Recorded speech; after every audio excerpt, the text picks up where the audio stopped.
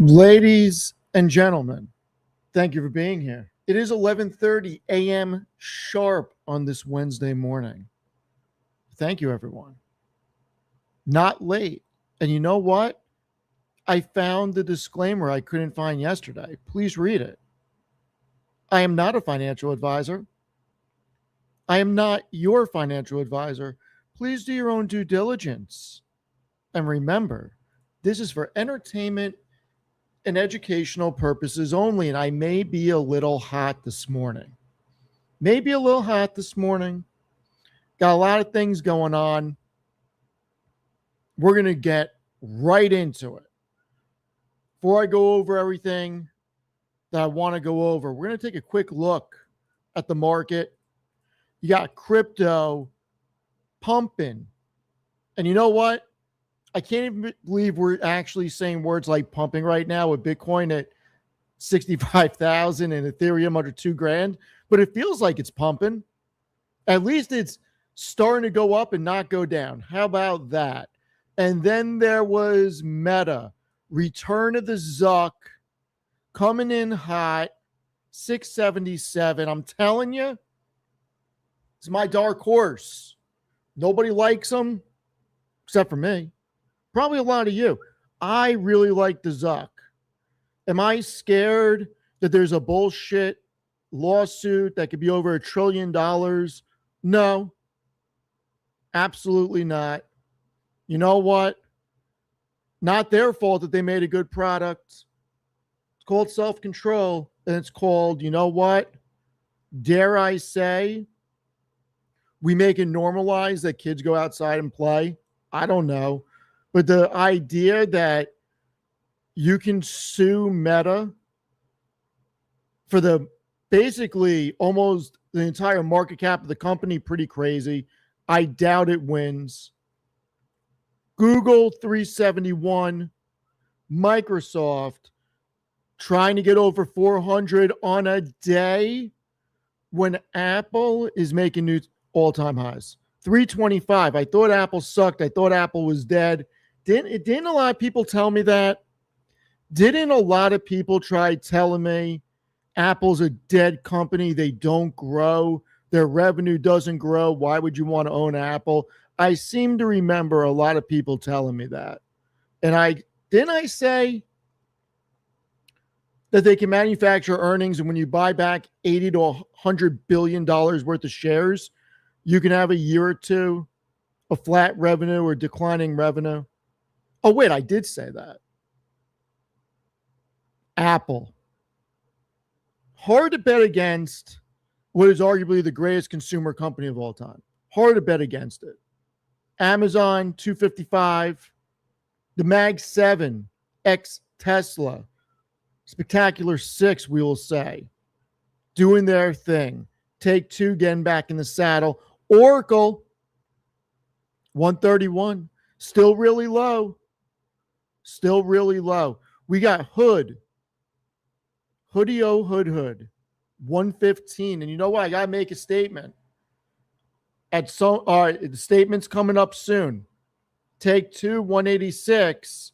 I got a statement to make on Uber. I am out of Uber. Love the company. Think it's going a lot higher. I am out of Uber. I sold it about 5 minutes ago. Well, at this point, 10 minutes ago.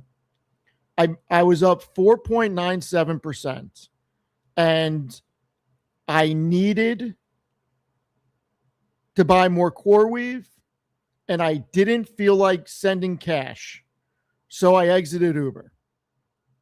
Swapped it for more CoreWeave, averaging down. CoreWeave was about 77 something, and I bought more. We'll see. Maybe I'm right. Maybe I'm not. I'm probably going to end up sending more cash into the market, but I said, you know what? Let's get out of Uber. The reason I have a hat on is because I was outside walking around, and I had a hat on because it's sunny outside, and I wasn't sitting at the computer, and I just haven't taken it off yet. So that's why the hat's on. I was actually outside moving around so the step bully doesn't come after me. How many steps? You know what the worst part is? My Apple Watch is sitting right here on my desk and I didn't put it on. So I don't know. But I'm going to going for another walk. Going for another walk. So I will make a statement.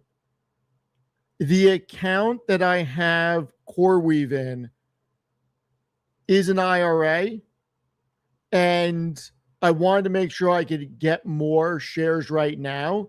So I exited Uber and put it into CoreWeave. It's not that I didn't want to send more capital in. I'm kind of waiting to see if we get a big drop before I send more capital in. And look, Uber wasn't a large position, and I feel there's better ROI, so I swapped it out. I still like Uber, and no, I don't think I'm exiting in the stock draft. Strategy, getting back to 99. Salesforce, trying to come back a little bit. Broadcom, 390. You got Tesla trying to get back to 400.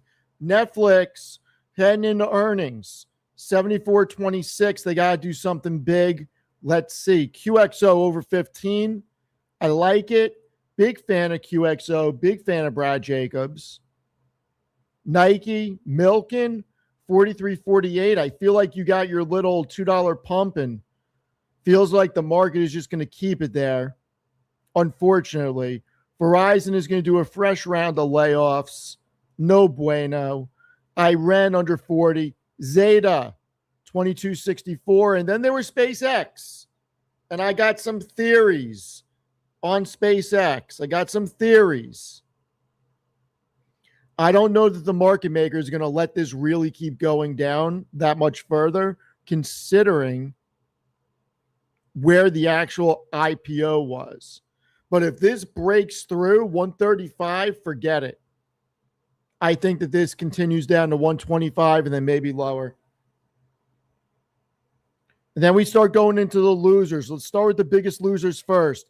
Memory names are getting whacked. SanDisk 1556, Micron 904, and then you got AMD 519, Marvell 208, ARM 271. We got Rubrik at 8081. By the way,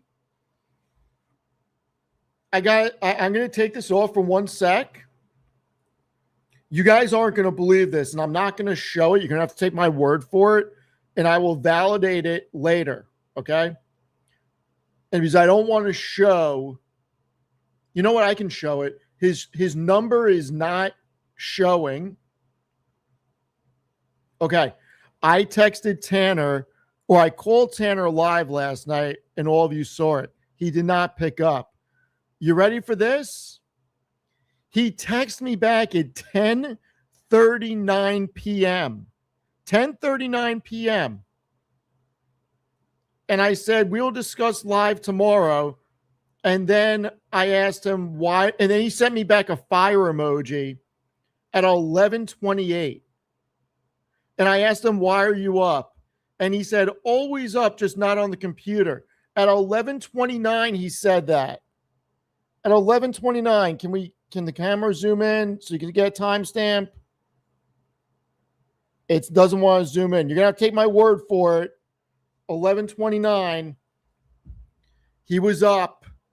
Wild night for Canada. I don't know why this guy was up at 11:30. I thought that this guy locks in and gets to bed at 9:59. I thought, he needed to be in bed before 10. I thought that was lights out. I don't know. But you know what? He was up, and I did not tell him what the trade idea was. He will find out live tonight at 8 o'clock.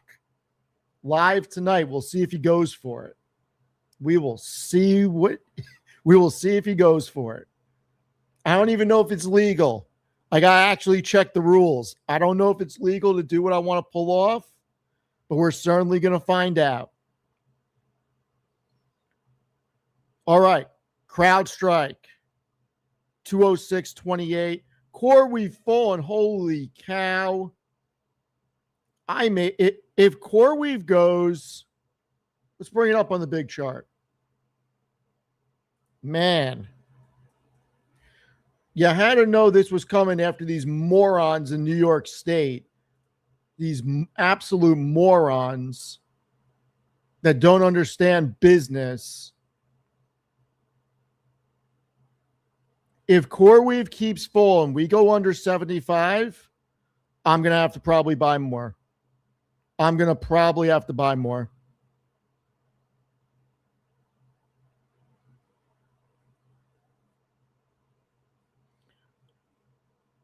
I mean,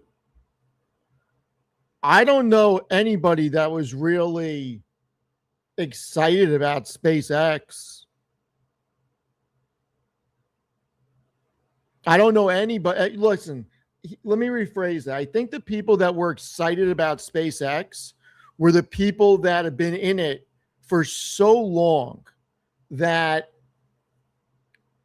they were just excited because the company is doing great things. I don't think anybody on the other side of it was excited. I can't think of anybody. It was early investors that were excited. Gerstner, Chamath, Jason, Calacanis, Friedberg, Gavin, and they have a right to be. They have a right to be very excited. They believed in SpaceX when nobody else did. They invested capital, and SpaceX is the largest IPO to date. There's a lot for them to be excited about. You can't fault them for it. I don't think anybody on this side was really excited. I mean, I certainly wasn't.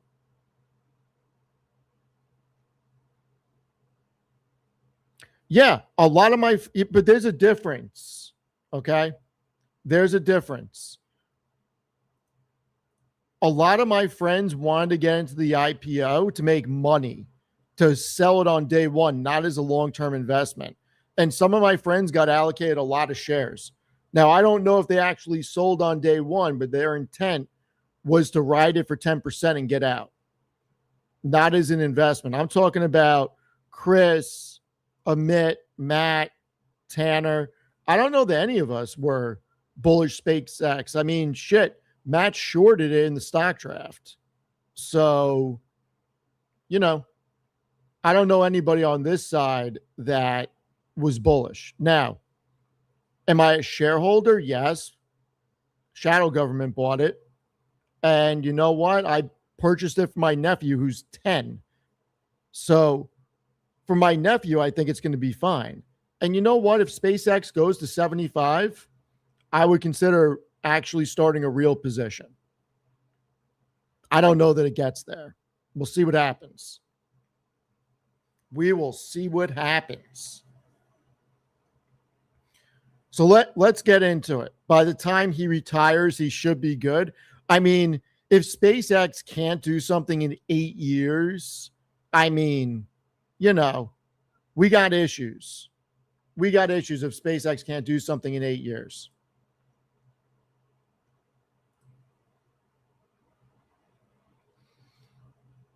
So the markets are doing pretty good right now. I'll take it. The NASDAQ, 26,201. The Dow, 52,700. And the S&P, 7,556. We got some good data today. PPI, sure, Mitt went over it this morning. I was extremely busy this morning. Did not get to listen to the show. Oh, you know what? When's he coming on? All right, we're going to cut to CNBC. They're actually talking about IBM. I just rewound it. Give me a sec. Let's see what they say.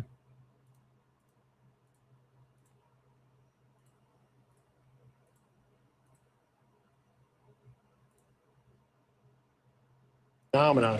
How can you extrapolate today's world with the world we're going to have 3 or 4 years from now? What is the token worth today? What will it be worth 5 years from now? I think it will be dramatically different, the cost. Well, speaking of, what will IBM's stock price be worth, with this AI revolution? You guys really spooked the market yesterday when you came out with that pre-announcement and the warning and the pause and CapEx orders on the numbers.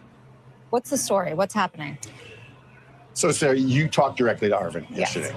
You talked to him. He was very transparent with you. You put up a post. I think that's the real story. And look, we actually He said that our software is not being disrupted by AI. Is that true? That's true. It's true. Is that what the market thinks? I don't know what the market thinks.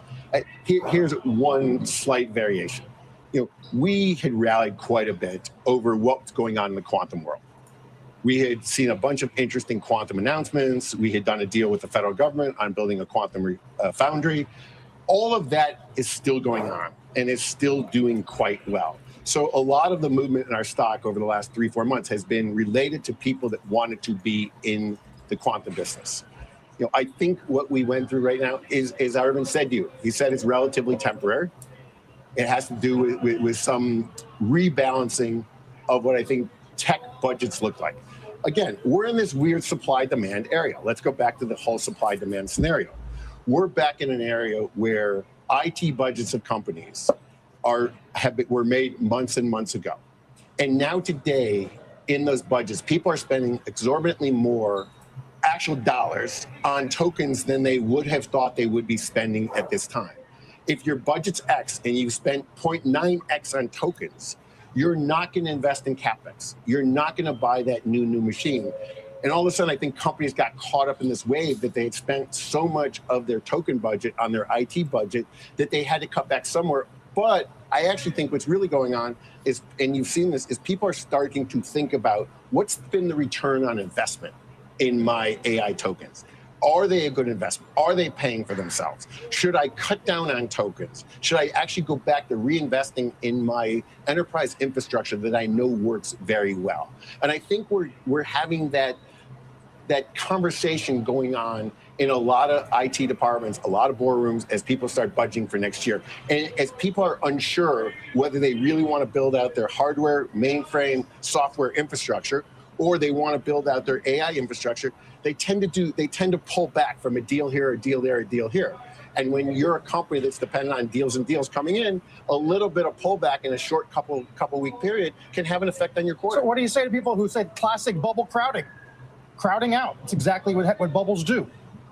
I'm not sure which way you think things are being crowded. You think AI is crowding out traditional software? Yeah, I don't. Or office construction or public transportation. Well, look, again, supply demand. If we're going to go build $1 trillion of data centers and we need electricians and we need cement workers and we need HVAC people, and you're trying to build a house in the same city, it probably got a lot more expensive because those companies are willing to pay the marginal cost of that labor at a higher rate than you're willing to pay. So there is a little bit of crowding out right now going on in the construction world, but I don't think we've gotten to the point where we know where the whole technology, software, AI world is going to end. I think we're very early in this game. You use the word temporary, though. I just want to pick up on that when it comes to the business. So you think that this business that was punted by your big customers comes back? Look, Sarah, I'm not going to sit here and talk about it. We've got an earnings. I know. We've got an earnings release next week. It was a very good try, but we will talk about it next Wednesday at 5:00. You can ask questions. I would love to do It's so. been happening to you a lot lately. Thank you. Well, I mean, I appreciate you saying as much as you did, actually. And it actually raises, why did you guys come out? You're still growing. The number's less. Look, I think that Arvind wants to be totally transparent. Yeah. I think Arvind took it upon himself to say, look, I want to be transparent to the world. I don't want to surprise it. Okay. We eagerly anticipate earnings on Wednesday. Thank you, Gary. I like that response. Look, I like the fact they're being transparent and the fact that revenues still grow. Now, it's a miss compared to what everybody thought it was going to be. This may be the most anticipated earnings call next week for the simple fact that Jesus Christ. They're going to be talking about OpenAI's hardware push next. I have not really addressed the lawsuit. I guess that's going to be the next topic because I spent a lot of time this morning thinking about it. And when I say a lot of time, all of 10 to 15 minutes, I think I came to some pretty wild stuff. But on IBM, I think that this earnings call next week is going to provide the landscape for what the hell do the other software companies say? And I think the reason IBM got hit so hard What went under the radar is Starbucks is getting rid of parts of IBM and Microsoft, and they are actually creating their own software stack, proprietary for their inventory management and other things. Now, if you're a small company, you may not be able to do that. Starbucks has the capital that they can do whatever they want. I don't know that it's going to replace everything, but that could be taken as the beginning of a very slippery slope for SaaS. So we'll see. Starbucks, people can question it, but the reality is that Starbucks is one of the largest companies. It's got a market cap of 121 billion. It's probably in the top 100 companies in the S&P market cap wise, maybe the top 75. And if they're getting rid of, and I'm pulling up the article right now. Starbucks is eyeing its own AI-built software to reduce Microsoft and IBM spending. They're building alternatives to Microsoft's inventory management system and IBM's maintenance management software. Now, I don't think that that's going to bleed over into ERPs, because none of these companies are going to, my opinion doesn't matter, but my opinion is when you talk about payroll, HR, that type of stuff, these companies aren't going to screw around building their own stuff, because there are real legal tax consequences, penalties, and class action lawsuits that happen when you screw that up, especially when you are a multi-state company. So I think ERP software is going to be safe. But proprietary software for inventory management and maintenance, yeah, Starbucks, they're spending $400 million annually on software. And even if this is 10%, that's $40 million a year they're spending. If they can spend 20 building their own software out, that's a huge ROI on investment. So I can completely see this. Now, what does this mean for IBM? We're going to have to wait to the Q2 earnings call. We need to say if they think that these deals that they were trying to close is going to get pushed back to Q3, Q4. And I'll tell you how this works.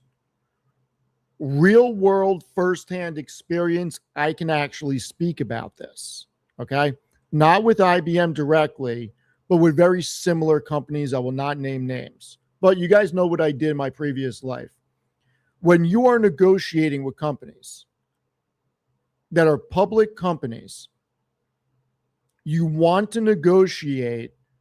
You want to get your RFP, you want to time it. There's a method to the madness on the procurement side. So what I would do, I would figure out how long I thought, and sometimes it doesn't work out like this, but at least my plan would be, okay, I need to meet with the reps. I need to figure out what companies I want to bring in on the RFP. I want them to come in and do a demo with all the key stakeholders in the company, all the subject matter experts.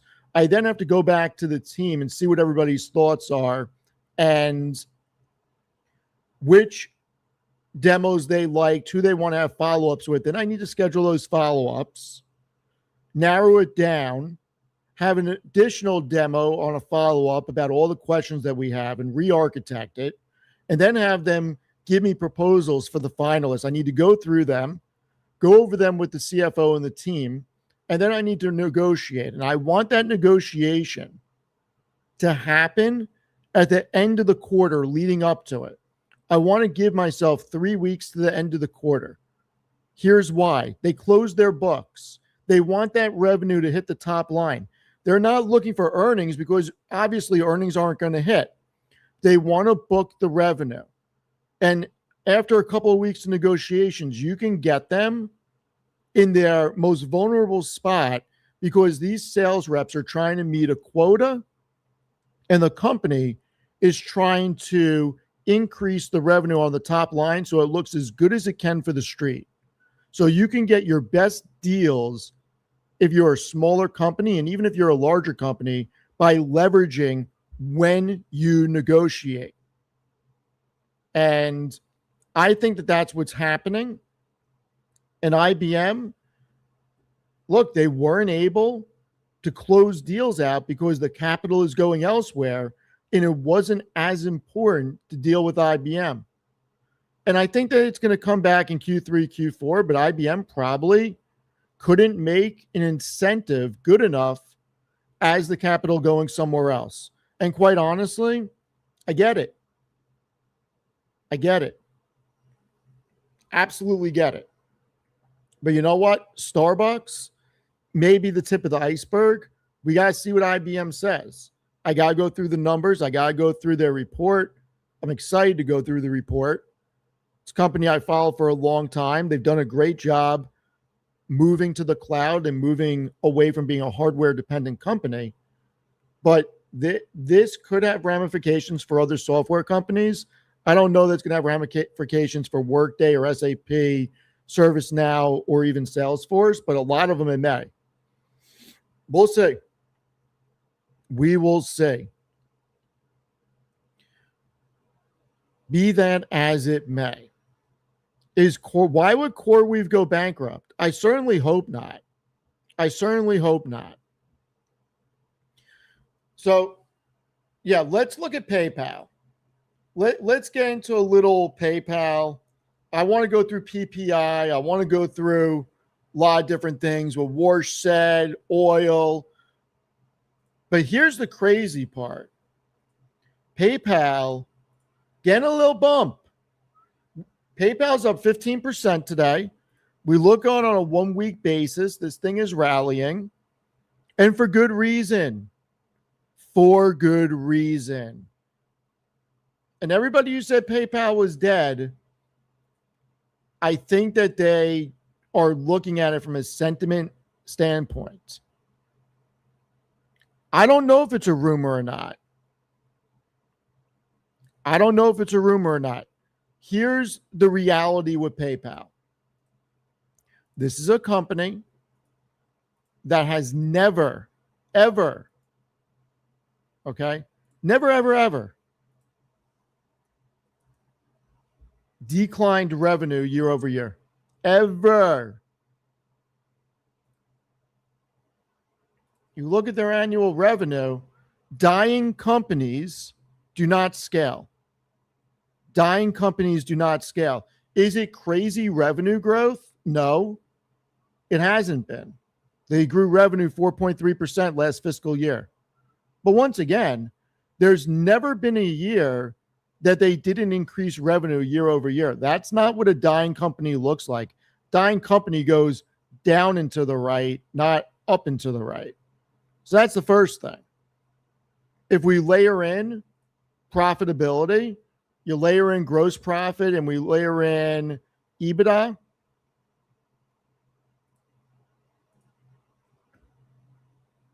all these numbers are going in the correct direction. All of them. I mean, from 2016 through 2025, revenue CAGR at 13%, gross profit CAGR at 10%, and EBITDA CAGR at 13%. That's not a dying company. So, is there a bid out there? I have no idea. But PayPal is very cheap when you think about the market cap being $48 billion and their and their operating cash flow $6.4 billion. I mean, that's inexpensive. And if we do it on a TTM basis so we can see where we're at after Q1, I mean, operating cash flow is very healthy, very sustainable. And even better, you bring free cash flow into it.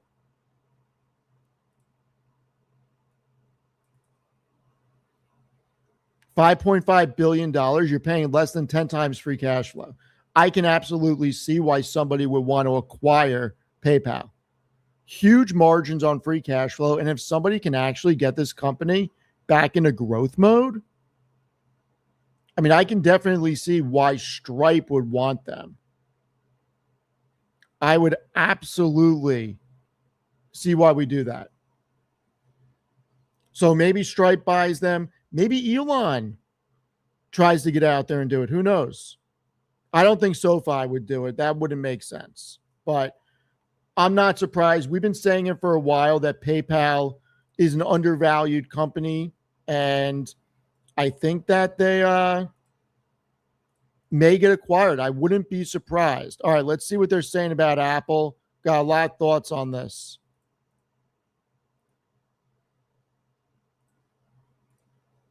Company, but sources I've talked to say the designs could change. It's still very much in the works, and this report does also say the device may launch by the end of this year. OpenAI's entire hardware push, though, is now very much under fire after Apple on Friday sued the company and its top team members over allegedly stealing intellectual property devices. Overall, it's been a major strategic push for this company. It did pay $6.5 billion to buy iPhone designer Johnny Ive's startup late last year. One key detail from this report, though, does say the device veers significantly from anything that Apple has in the market today, and unlikely that it violates trade secrets. I have talked to people in the tech hardware industry this week. It is really making waves in terms of this news and the lawsuit. Apple's accusations, according to one CEO I talked to, are unprecedented.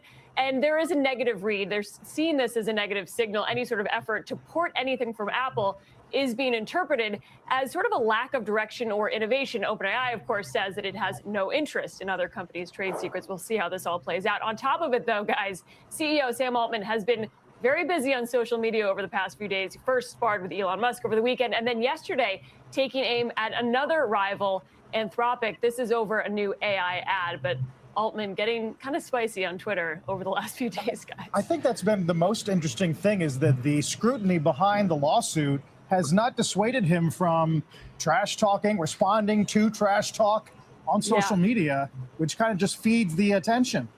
He's gotten a lot more vocal. It is, when we talk about the Elon Musk versus Sam Altman, we've seen Musk do that, of course. It is sort of vintage Elon Musk. This is a new personality almost for Sam Altman online, and it has not slowed him down in terms of the criticism. Although I like it. 325 on Apple is definitely helping out the Dow today. Let's get to the judge at Post 9. Carl, thanks so much. Welcome to the Halftime Report. I'm Scott Wapner. All right. Lena, what's going on? Addicted to trading. I think Jason doesn't like it from a trading perspective. I'm not sure if he's actually looked at it from long term. From long term at these levels, I'm certainly bullish. But you know what? I could be wrong. And I'm fully ready for Oracle to go under 100, and I'll keep buying the dip. Oracle is a name I'm trying to catch a falling knife on. I openly admit it. I am absolutely getting my wrist slit. And Sachin, great point. $9.4 billion in cash. Even if Stripe gets a $54 billion loan at 7.5%, the cost to service the loan is actually $4 billion, while free cash flow is $6 billion per year. I mean, it's a great acquisition for them. I think that they should really consider it. PayPal, I don't think is going anywhere. There's no signs that revenue is declining.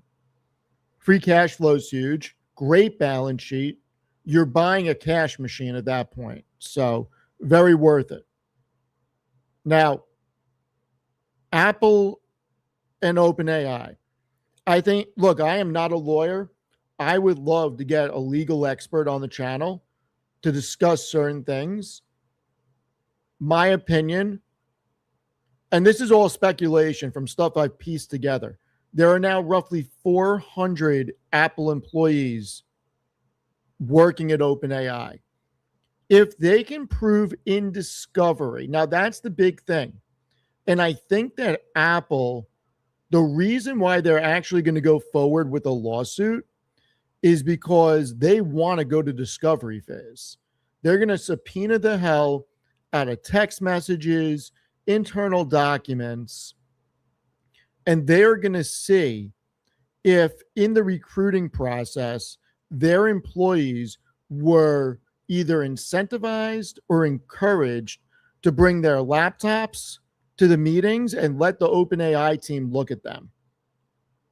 I got to tell you, this may not be good for OpenAI, and it's going to be a great strategy for Apple, because the fact that they have Johnny Ives and that entire team, it may deter slash postpone OpenAI from actually making a hardware product. Then the other side of it, Apple's got the ultimate kicker. They don't have a partnership with OpenAI. They chose to go with Alphabet for their AI endeavors. They can 86 OpenAI from the App Store. Do you know what type of blow that would be for OpenAI? Can you imagine OpenAI trying to go public and having to say that you can't download ChatGPT on any Apple device? Apple has them dead to rights at that point. Dead to rights. Dead to rights. So I don't know how the hell that is going to play out, but I do believe Apple is in a driver's seat right now, because it's very hard to imagine if you have close to 400 people working at OpenAI from Apple, that there weren't trade secrets, there weren't documents, and there wasn't information exchanged. Now, there may not have been. Everything may have been on the up and up, but that will all come out in discovery, and that's probably the last thing OpenAI wants, is to go into discovery with Apple. Apple's got all the time and all the capital in the world, and this could not come at a worse time for OpenAI when they're trying to go public. The Anthropic is probably so happy right now. They are probably so happy. This could really, really crush OpenAI, actually. We'll see. I mean, I don't know. You know, I should do a poll. We're going to data mine. We're getting into data mining again. Let's do it. You guys are the best source of information. So we're going to data mine all of you. Once again, you can see all the information live. This is why we have a community, and such a great community, is we can learn from each other. Now, the first question is, do you use your LLM from a web browser or the app? Let's see. Why can't I type? What's going on here?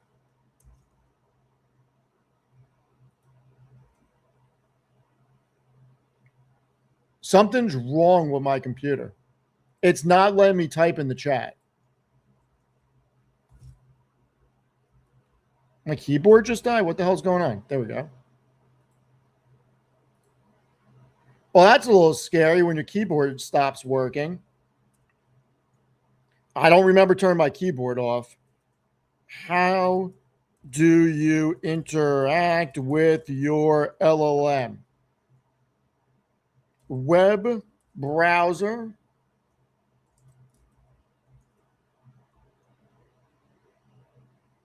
The actual app. Let's start poll. Let's see. Do me a favor. Please vote on this. Let's see. Let's see if my theory actually makes sense. Because we got over 1,300 people here. Let's see. Because if you guys actually interact through the app and not the web browser, that's bad for OpenAI. If Apple 86s them from the App Store, which I would. All right, 59%. 59%. Okay, a lot of you saying both. If you are doing both, vote for which one you use more. Vote for which one you use more.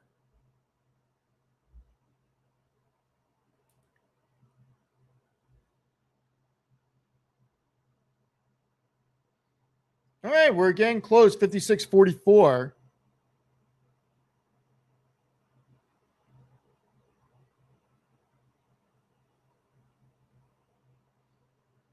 All right.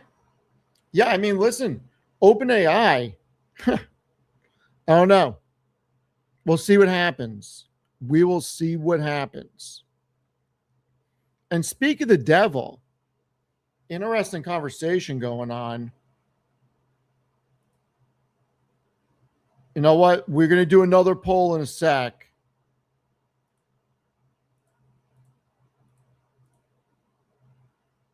All right. New poll. New poll. Conservative millennial, thank you so much for the support. Really appreciate it.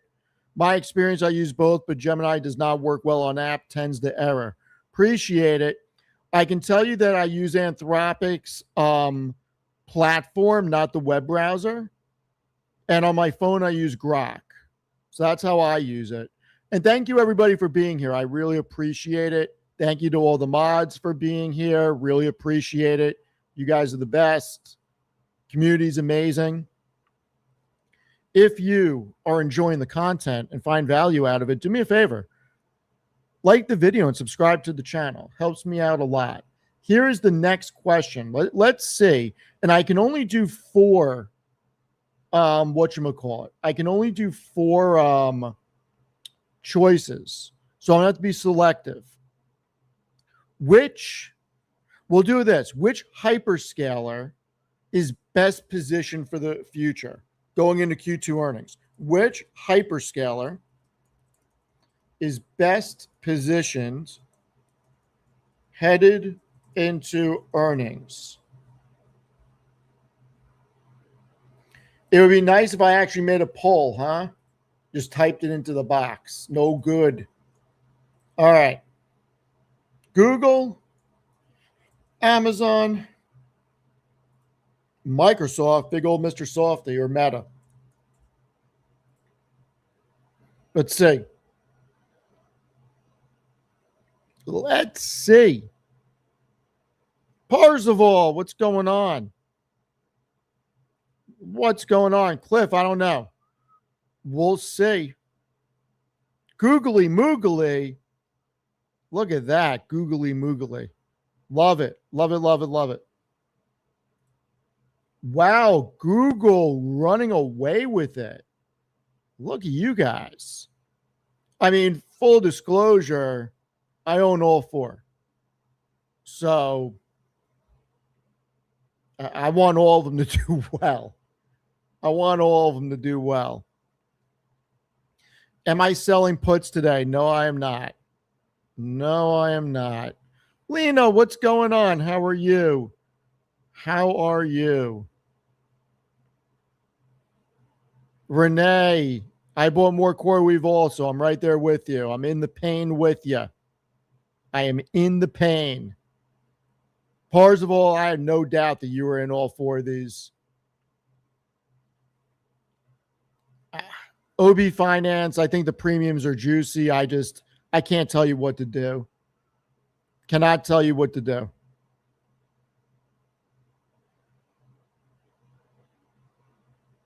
Addicted to trading. Thank you so much. Really appreciate it.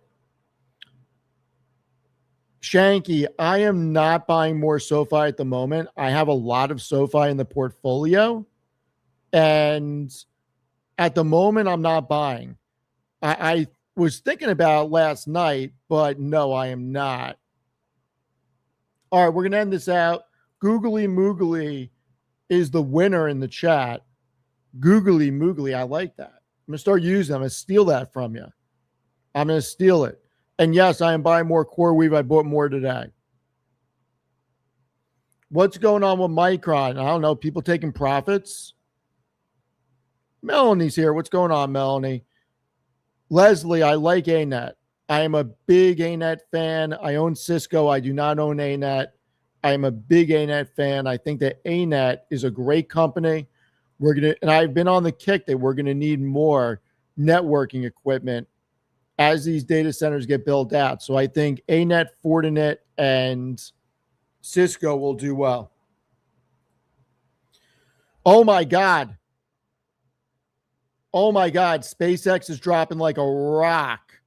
They just went through 135.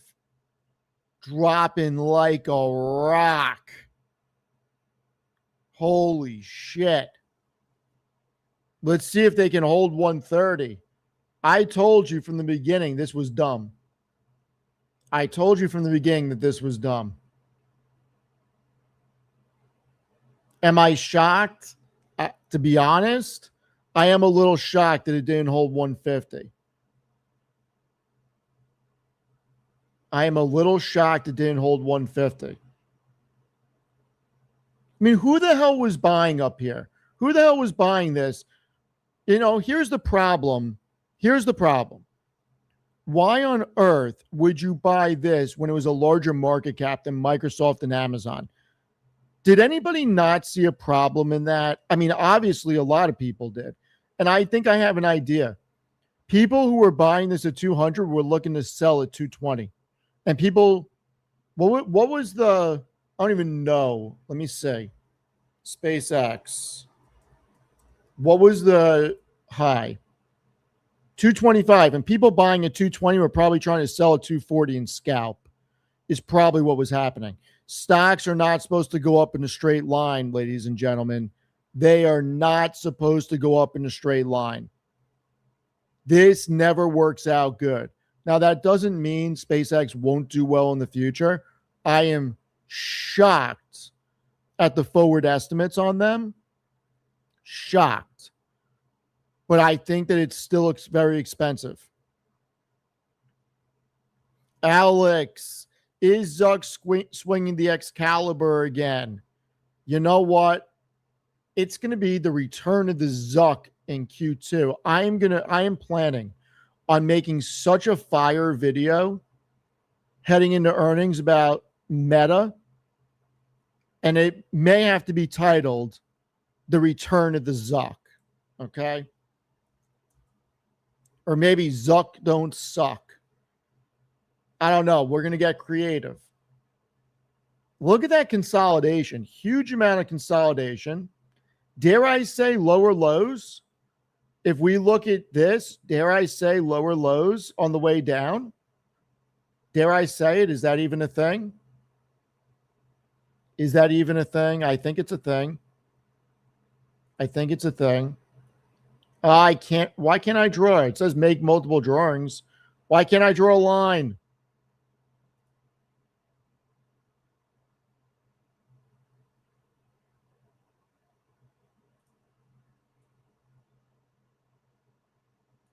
Nah, it won't let me do it.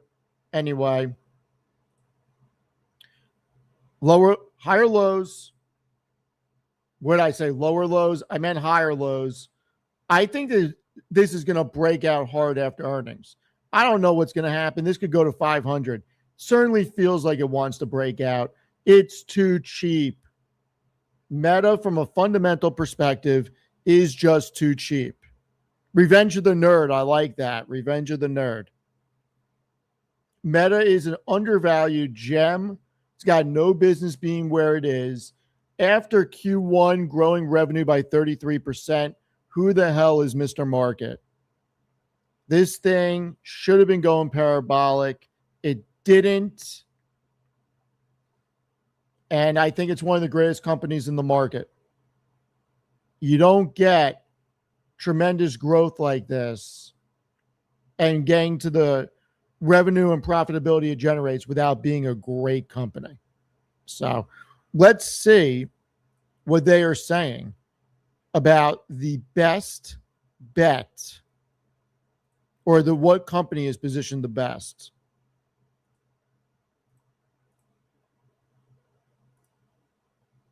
To the consumer, they have to go through a device, and that's why you're seeing so much energy being expended by the OpenAIs and the Metas to develop their own type of a product in this space. I want to go back to what Steve said, because I think it's really important.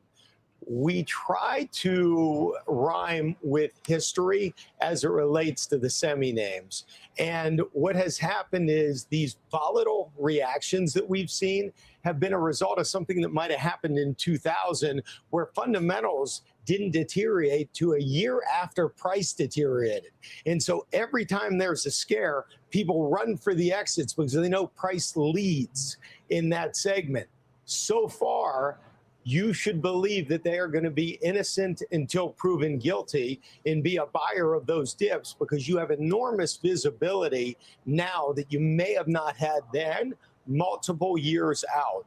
And so, listen, hyperscalers are viewed as a hedge to that. So you're going to see the hyperscalers rally every time this momentum group sells off. I think you got to own both. I think what David Solomon said is right. This AI ecosystem is under a long build out. No one is slowing their jets on that. They're flying full speed into it, and the beneficiaries are going to continue to be the beneficiaries for a while. I think you have to like Apple here a lot. I mean, you're getting the best of both worlds, and this is a breakout. I think it can go to 370.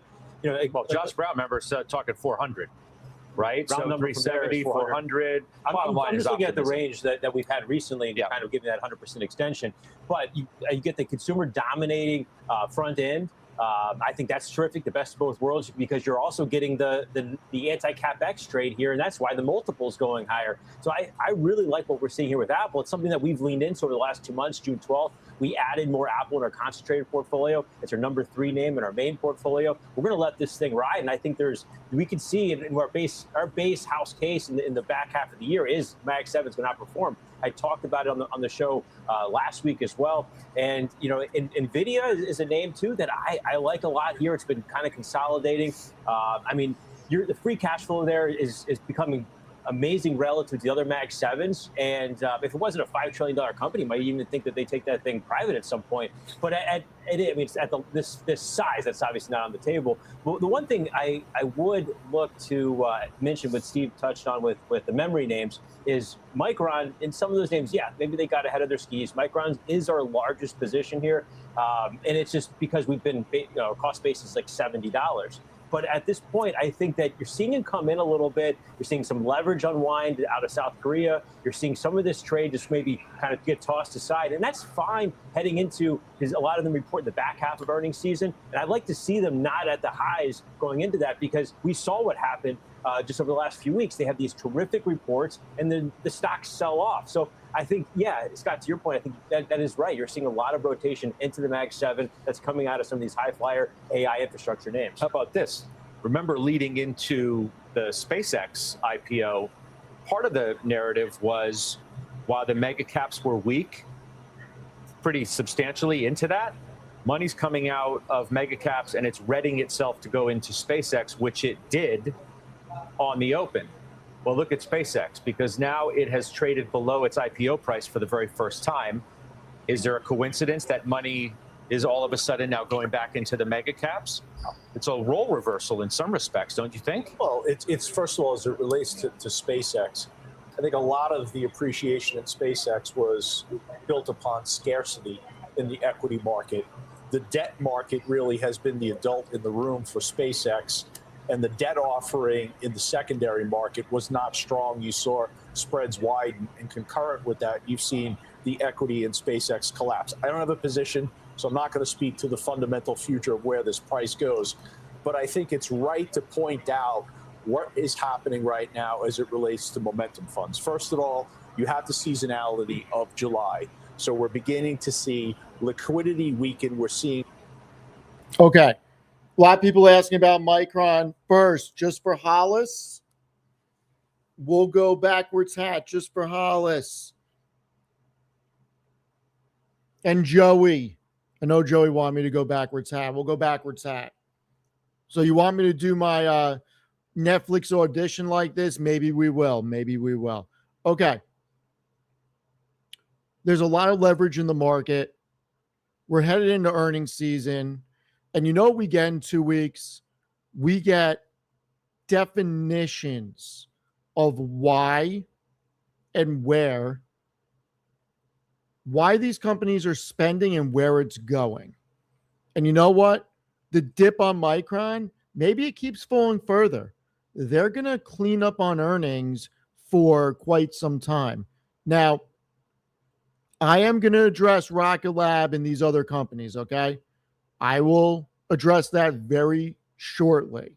But I have another theory about SK. Now, SK is down a lot. Why would anybody want to own SK when the majority of its market cap trades on overseas exchange while you're sleeping? I mean, you can just buy Micron. You can just buy Micron or SanDisk and not have to wake up to a surprise every morning. So I think that's a really interesting aspect to look at. In addition, with what Meta just announced, $50 billion into this data center, they're not slowing down. 3,200 acres. The build out doesn't stop until 2036. Memory is constrained. Micron just did a deal to lock up wafer supply. We get, in the next month, we get Meta, Microsoft, Alphabet, Amazon, and then AMD and NVIDIA, all reporting. We're going to learn a lot. And I'll tell you what, I don't think the AI trade is going anywhere except for up. Now, that may not be reflected in the share prices, but the capital getting spent is going to be huge, and it should make earnings expand. It should make earnings expand. And let's look at some forecasts real quick, and then we'll roll into small caps, and I'll actually get to what I wanted to talk about. Apple is pretty much at the average. It's run to the average. You got a street high of 400. Micron, pretty good upside from here if you're going by what the analysts think. If you're going by what the analysts think, you're under the low and you're well under the average. You can get probably an 85, 90% return if the average plays out over the next 12 months. Okay. We look at Meta. Why did it not go through? Let's do it again. 811 is the average. Still a lot of upside on the carrot there. Got big old Mr. Softy, 559. It's not even at 400. I think there's a lot of room for these companies to go. And then we go to CoreWeave. I know it's getting beat up. I bought more today. Shit, it's at 75. I guess I'm going to have to buy more in a little bit if it keeps going. 132 on the average, 67 on the low. I think my next buys are going to be call it 73 and 68, and we just average down. I mean, is there any news out besides the stupid morons in New York? There's no notable news for CoreWeave. I mean, everything is old news. The capacity versus sustainability debate, this is all old news. So I'm all for it. I don't invest for tomorrow. I invest for years in the future. So I happen to like what CoreWeave is doing. I like the backlog. And then there was Oracle. Huge upside if it plays out. 100% on the average. I actually think Oracle should be around 200 right now. And I'm a big fan. I've been buying Oracle. I want to buy more Oracle. I think it's very undervalued. My own opinion. But I wouldn't be surprised if Oracle goes to 100. Wouldn't be surprised. And we'll do it SanDisk real quick. Average of 2,000. I mean, look, markets just don't go up. And you still have WTI approaching 80. You have the conflict with Iran. There's a reason things are happening. So I'm really not worried about it. Now let's go to a company that a lot of people were getting on me about that I said I didn't care about. Okay. Aha. And I pronounce it wrong on purpose. This is the 1-day chart. And you know what? No shit. Like, did anybody think this was going up in a straight line? Did anybody think that this was just going to go up in a straight line? That's not how investing works. And you know what? The earnings weren't even that impressive. Sorry to bust everybody's bubble, but this company's earnings were not that impressive compared to other things in the market. So once again, we can read the headline. what is it, AEHR, or her test systems. And I know it's supposed to be air. I know. But you know what? I like saying a her.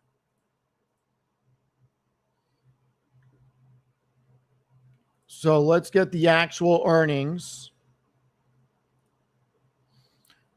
They did 33.4% year over year growth, $18 million of revenue. They are a $2.26 billion company that just did $18 million of revenue. Does nobody see a problem with that? Anybody? Bueller? Once again, you can get way more revenue growth out of companies that are way bigger. I mean, shit, look at Palantir and NVIDIA. Maybe not the best examples. Look at Broadcom. Look at Zeta. Zeta did 50% and it's double the market cap. 50% and it does way more revenue, way more profitability. These small companies scare the shit out of me. So I want nothing to do with it. That's just me. I want nothing to do with it. So we'll see what happens. I am in very few small companies, and Zeta is probably the smallest company I'm in. I'd have to double check, but it's probably the smallest company I'm in. And this is just not interesting to me. So a lot of people are asking why Rocket Lab is down. Rocket Lab is at 75. It's back to where it was the other day. Once again, this is not normal. Not normal. This was being bought as a proxy to SpaceX. And you know what? I want Rocket Lab to go up because I want everybody to do well. But at an $80 billion market cap, this did not make sense. It just did not make sense at all. Once again, if we line this up and we look at Rocket Lab versus, I mean, we could do it against Zeta. We could do it against any of these companies.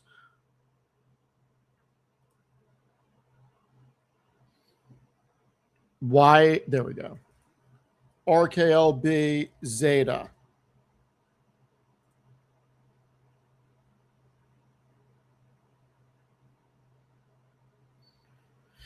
So Rocket Lab has a market cap of 43 billion, Zeta 5.6 billion. Okay? The annual revenue 1.4 billion for Zeta, 380 million for Rocket Lab. I mean, talk about margins. You want to talk about profitability? I mean, gross profit, Zeta does 893 million. Rocket Lab does 248 million. Rocket Lab loses money. Zeta makes money on EBITDA and operating income, and they're going to be net income positive this year. Free cash flow margin of 13.9%. Rocket Lab doesn't do free cash flow.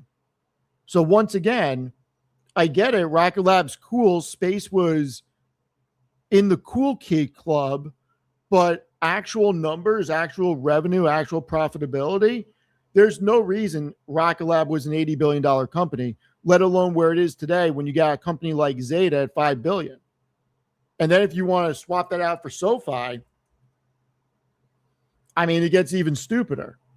I mean, SoFi does 3.9 billion in revenue versus Rocket Lab's 680, 892 million in EBITDA versus negative 176 million. Yet SoFi is a $23 billion company, and Rocket Lab, after a 50% dump, is still double the market cap. That doesn't make sense. Doesn't make sense. But the market is not just about numbers, and that's why people do well, because they're willing to take chances. I'm not willing to take that chance. I look at numbers and fundamentals, and the numbers and fundamentals on Rocket Lab don't make sense to me. But you know what? Maybe it does really well in the future, and I hope it does, because a lot of you are in it. Matt's in it. I want it to go well. I want it to go well. But for me, I'd rather be in different companies. It's just not for me. But, you know, it is what it is.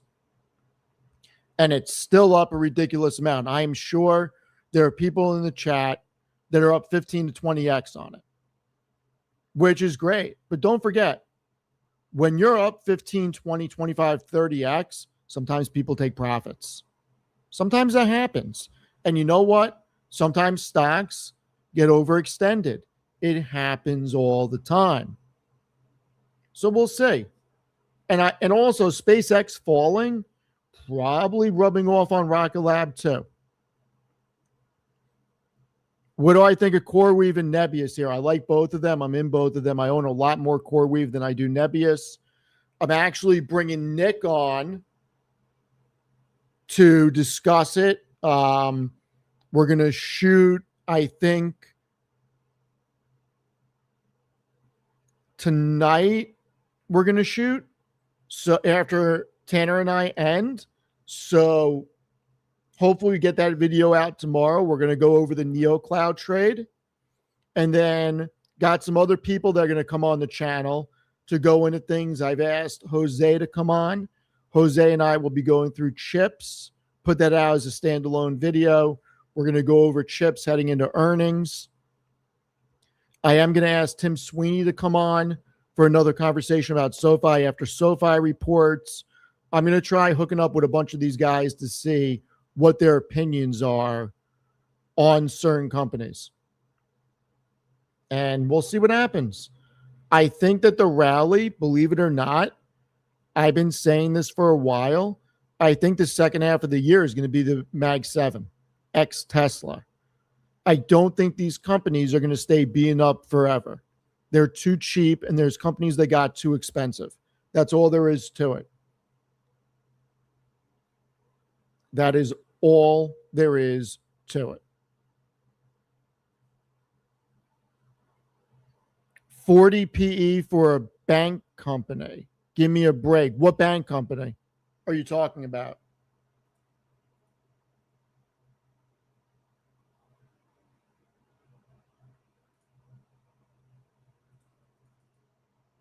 What bank? Because I know you're not talking about SoFi.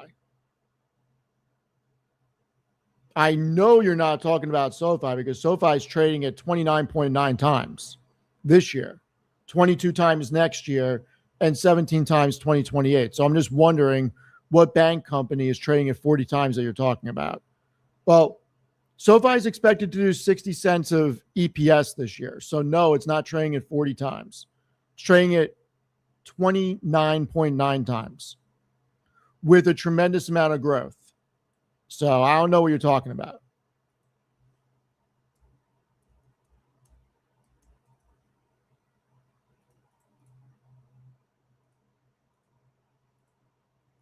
And look, I'm pulling all the data from the street.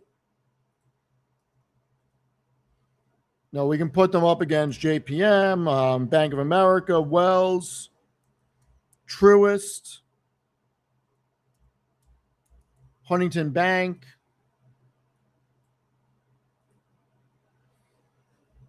No, that's not. What the hell is Huntington Bank's? It's not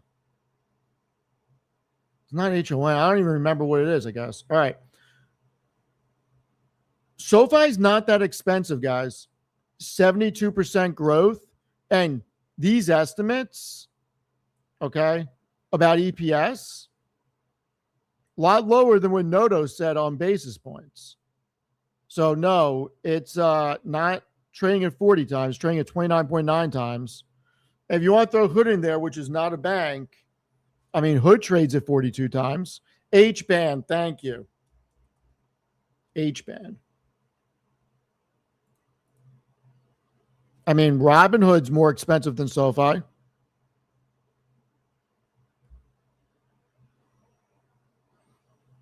Well, SoFi may show a 40 PE on Robinhood. That may be trailing. I don't know. It's probably trailing.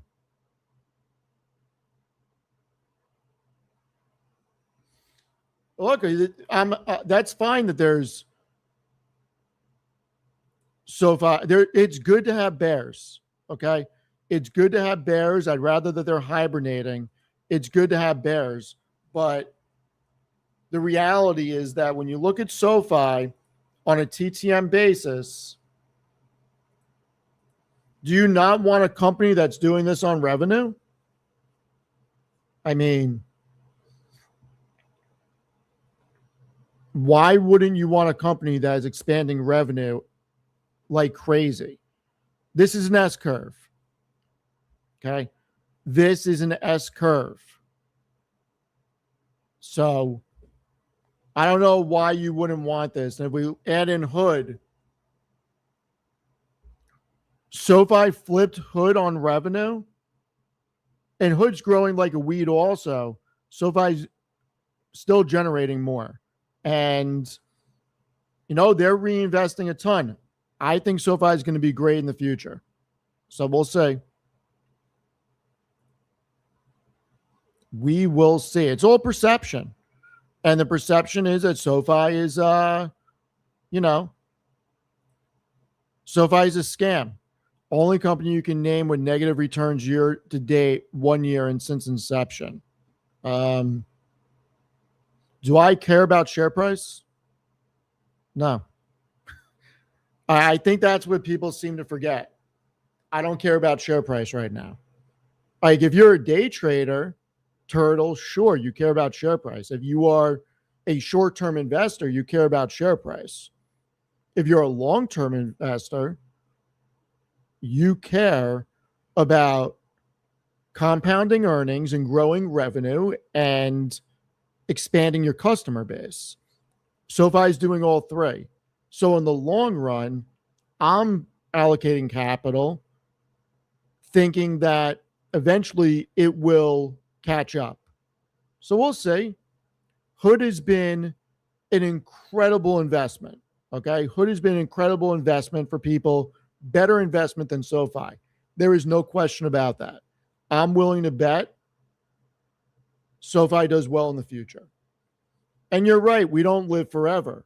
But once again, it depends on what your investing timeframes are. I mean, Turtle, I think I started investing in SoFi in 2022, and I've scaled my position throughout. And you know what? I buy things for 10 years, if not longer. I've owned Meta since 2011. I mean, let's address this. Let's absolutely address this because I think this is Turtle's first day here. So, wait, hold on.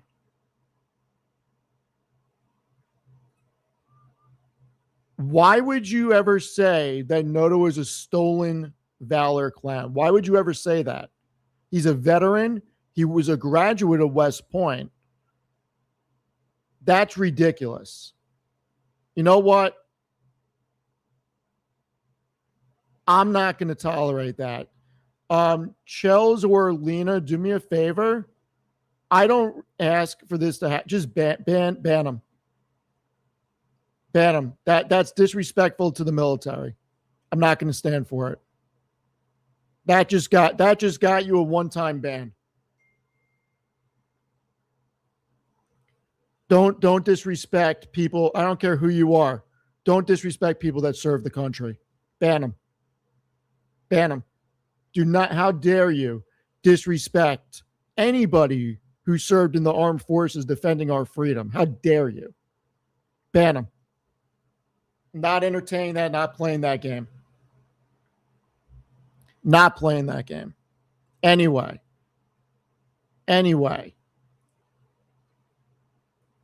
Let's go back to what's going on in the market.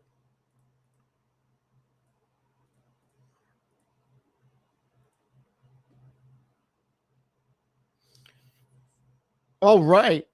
Bitcoin lost 65,000, but you know what? Still having a good day. Ethereum. Listen, you guys don't have to spam it. It's over with. Meta 678. Apple 328. Apple is really running. Apple's really running. Maybe they made the right move, not allocating the CapEx. And look, I admit it. I was on the bandwagon of maybe Apple was making the wrong move because their cash from operations wasn't expanding the way everybody else is. Maybe they're just the smartest people in the room. Maybe they're just the smartest people in the room. I mean, great company, all-time highs. It's probably going higher. It's probably going to go higher. And you know what? Before we get into everything else, I am shocked. Oh boy. Somebody just sold Netflix. I cannot wait to hear this. Somebody just sold Netflix. Oh, this comes heading into earnings. I have no idea why. We're going to watch it together. Oh boy. We do. We bought it recently on the latest dip. You've been paid to buy these dips in this name. As Steve said, it is cheap. There's a valid concerns around saturation, competition, stickiness of their content, slowing subscriber growth. But let's not forget, this company is expected to generate $15 billion in free cash flow this year. Okay, they have the lowest content spend per subscriber, which means they can dive into sports. They have the optionality to do that and drive more growth. They have been incredible at engineering that, and I'm willing to be patient to wait for that. This is a number. Give me that chart back, guys, please. The 3-year, because this is, to your example, I forgot which one we were talking about before, but the lower high risk, right? Trending lower. You get a little bit of a move up, and then you start moving lower again. 300 million users, still growing, driving more users, driving more content. I think they're going to be fine. If you take a look at the bounce after last quarter, and when they did not get Warner, stock moved up. I don't know why it didn't hold there, frankly. It should have. Well, that's the biggest, I guess, mystery in some respects. Yeah. Given what the narrative was when the bidding war was happening, that there was, I think, a better view from at least those in our orbit on this program that if they don't get the asset, it's better for the stock. Exactly. And it did jump. Yeah. And then it was wiped. Yeah, and one of the reasons why I bought it was because you've got a debt constrained competitor in Paramount, right? We're seeing that. So their leverage is significant. Too significant for this industry. Hey, and by the way, how much new content can they buy? Who was it yesterday? I can't remember either. Who had the call that, asking the question whether Disney should get out of the streaming business altogether? It used to be, Disney can't compete if maybe nobody can compete with what Netflix has built. Yeah. They have the pricing power in the way that others don't, right? They raise their prices. It has had no impact on the stock. At that moment, when the news hits, there's no negative move in Netflix when they raise prices. In fact, the stock generally goes up because we say on this program, in other words, well, they're one of the few who has pricing power. Yeah, I mean, my market on the earnings report is 68, 70 on the downside, 85 on the upside. I'm slightly more on the upside, but I just still got out. Netflix has lost market share over the last several years to the likes of Amazon, to the likes of Apple TV, to the likes of Paramount. That's just statistically factual. Who are all, not all, but who many, as was just pointed out, are going to struggle with the investments in new content that they can make. Okay. It's a lot. I don't agree. All right, I'm going to tear that apart. I don't agree. Let's get into it. Does Netflix have pricing power? Yes.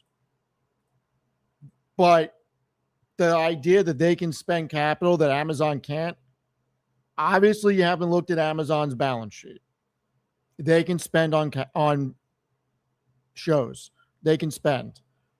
Disney can spend. Paramount, Warner Brothers can spend. So I don't agree with that one bit. Now, I do think Netflix is going to do well. I think the sell-off is a little bit overdone. We're going to look at the numbers right now, and let's see what the numbers are actually telling us on Netflix. So we're going to go back, and we're just going to look at the profitability, so I don't have to do math in my head, and then we'll do EPS. So Netflix, In the trailing 12, we got a market cap of 312 billion, revenue of 46.9 billion, margins operating at 30%. I mean, these are the two numbers that are huge. Return on equity is 49%, return on invested capital 23%. Incredible.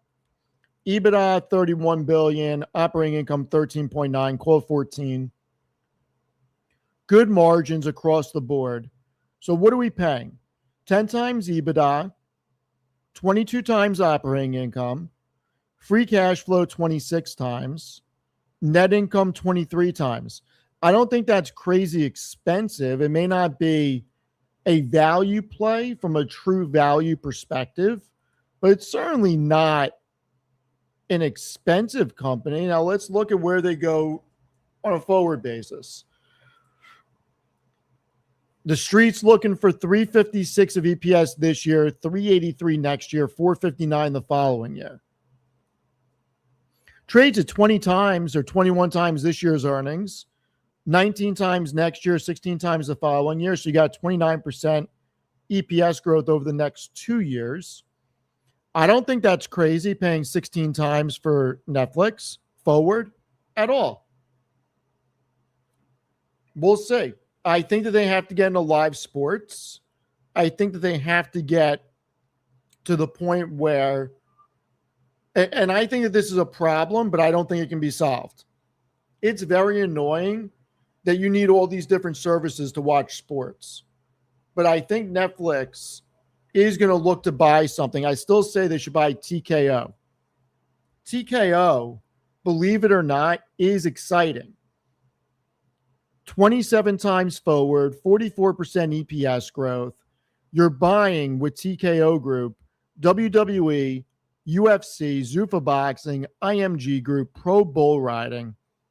I think this fits great into Netflix's wheelhouse, and I think that they're going to do something. And over the next couple of years, don't be surprised if Netflix is able to utilize AI to cut their costs on production by a ton.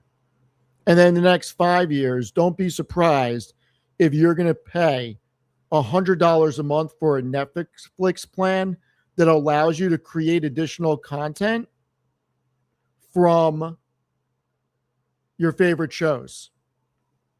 They're going to be one of the biggest beneficiaries of AI 5 to 10 years out, in my opinion.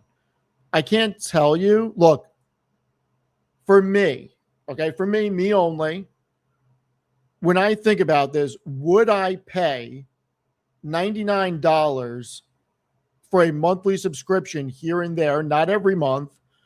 But look, The Recruit was only 2 seasons. I want to know what happened. Give me a 3rd season. It's over with. Give me a 3rd season. I'll pay you $99. Let me use your compute. Build me a 3rd season. I can completely see them doing that. We'll see. Because I think that Netflix will be able to do it better than an open source model. And that's why, I think Netflix is going to be able to do something like that. We'll see. But I think they're inexpensive here. I don't know. I think that they are in a very exciting position because they can go after very specific sports teams and content. And if Netflix really gets into this whole thing with monopoly and everything else, maybe it's something that people want. I don't know. I would pay $100 for it for 1 month, not for every month. If I could get for 1 month, like think about this. You're telling me that you wouldn't want to redo The Sopranos ending? You wouldn't want another season of Entourage? You wouldn't want another season of True Blood or Oz? Or redo Game of Thrones? I mean, shit. I know a lot of people that would want to redo Game of Thrones. I can tell you that much. Oh my God. Oh my God.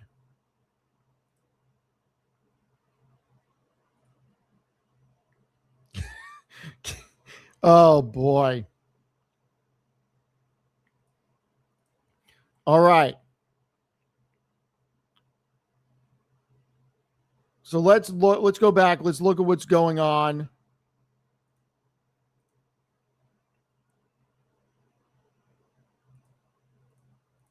Gotta bring Legend up. Let's take a look at the market. Man, I'm excited. What's CoreWeave doing? Are we bottoming? Or are we still falling? All right, we're bouncing. We found the short-term bottom, up above 76 again.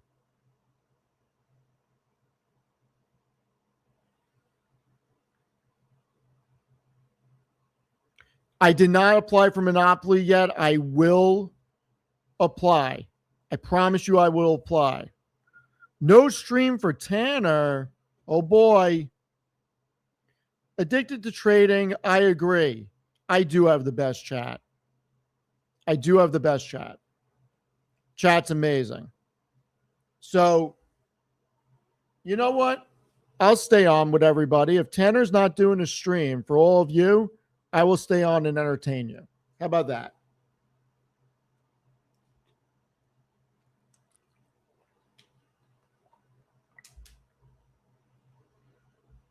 Wait, there's a new Rocky trailer? I did not know that. I did not know that. Diana, what's going on? Joni, how are you?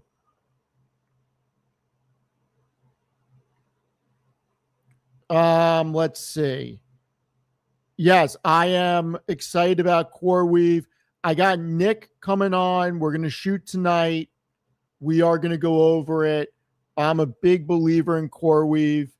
CoreWeave is one of those companies where when you look through the dynamics of the company, when they stand up a data center and they sell their compute, they're embedding all of their costs, not just for the first 5 years, but for the next 5 years also in that initial contract. I am so excited for this. Let it get being up. Let it get being up. Thoughts on SoFi? I mean, I guess we really haven't talked about SoFi in a while. Like a real analysis on it.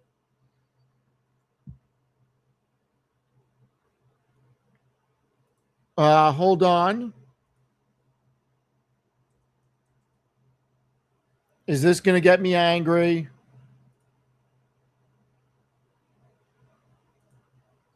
Oh, boy. All right. The president of the United States looks like is weighing in. One of the biggest driving forces in the future for jobs are data centers. They are big, strong, bold, and money machines for the state in which they are built. Governor Kathy Hochul, for political reasons, has terminated all data centers being built or to be built in New York State. These companies are now being sought in Alabama, Florida, Texas, Arizona, and many other states. Both the Texas and the taxes and the jobs amount to liquid gold. New York State has made a terrible decision. All of this income and other benefits will be going to red states and some blue, where data centers are sought at as cash cows with lower taxes and record-setting jobs. They must pay for their own water and power, and any leftover goes back to the state and local community. Data centers are tremendous wins for the states and communities that are lucky enough to get them. New York should change its policy immediately. The radical left Democrats must not be allowed to cause us to lose data centers, AI, and all this incredible new technology to China and other countries. President Donald J. Trump. Wow. Wow, wow, wow. Wow. What did I say yesterday? This is, in all seriousness, this is almost like he listened to the stream. That's what I said yesterday. He's a day late. He's a day late. I agree. He's a day late, though. Everybody who watched the stream yesterday can attest to it. And not only can they attest to it, I also tweeted about it yesterday, putting it on the record for everybody that didn't watch the stream. And I said, my home state of New York continues to make bad policy decisions. The construction of data centers equals jobs and economic output. What's worse is if we get sweeping legislation in the future that nationalizes this, America will likely fall behind China in the AI arms race. In the 1960s, we didn't put a moratorium on space and let Russia beat us to the moon. It's almost like Trump is looking at what I'm saying.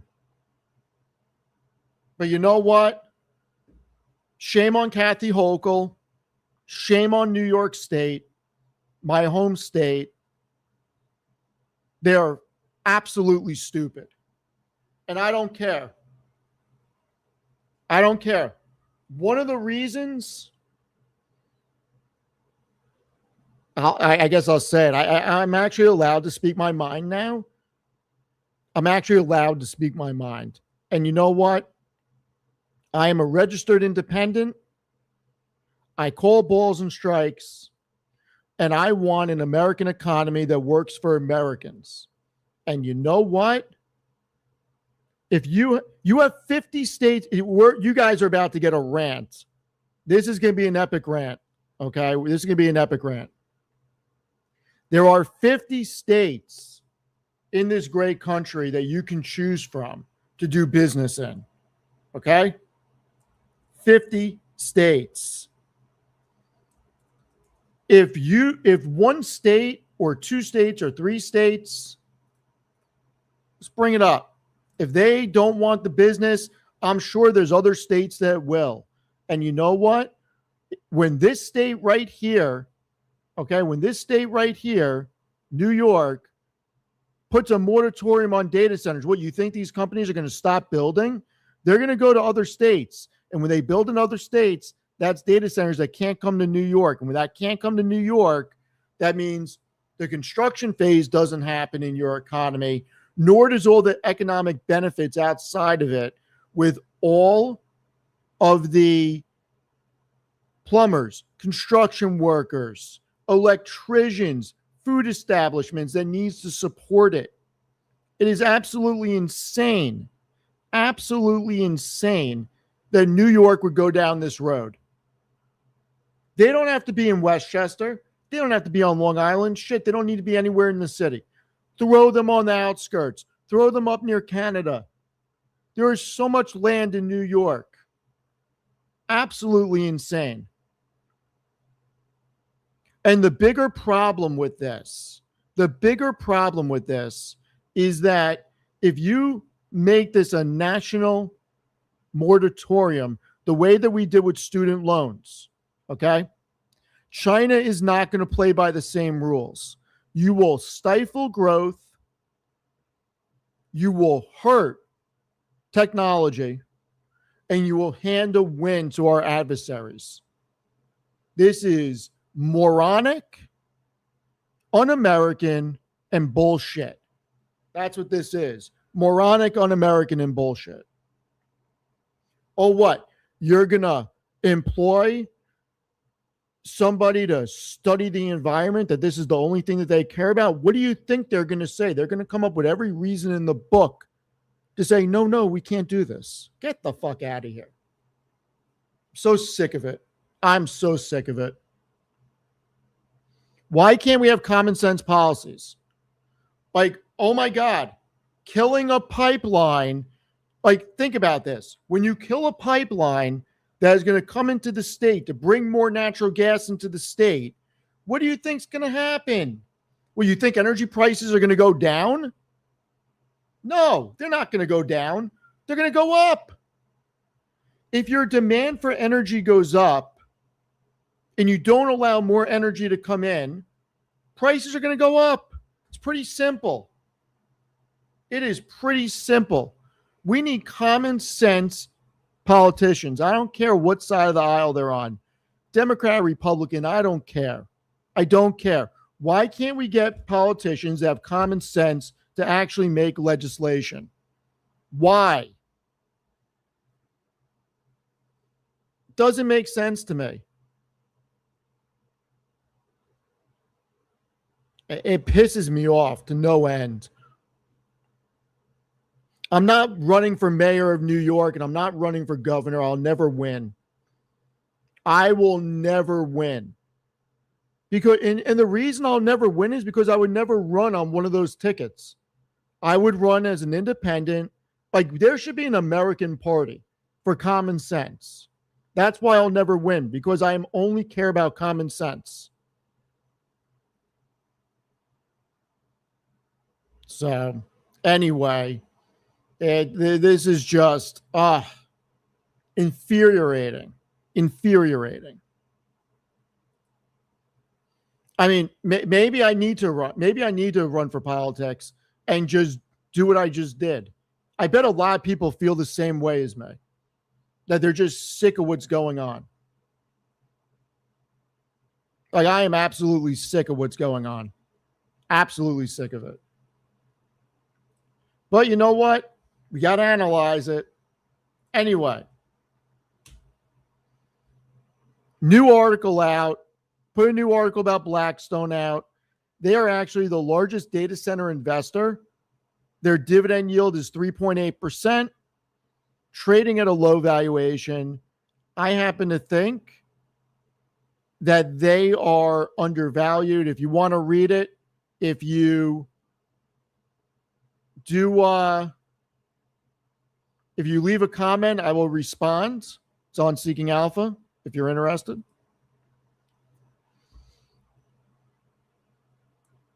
Oh, thank you for about liking the Nowflation site. I appreciate it.